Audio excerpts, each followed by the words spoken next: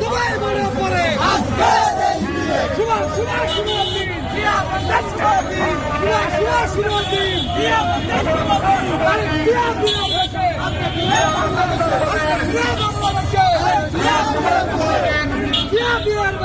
আমাদের মাঝে উপস্থিত হয়েছে জিয়ামাত কেন্দ্রীয় কমিটির সহসাধারণ সম্পাদক জনাব আজহার মিয়া।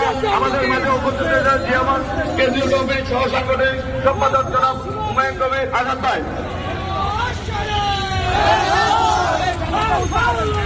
ঢাকা বিভাগের প্রত্যেকটি জেলা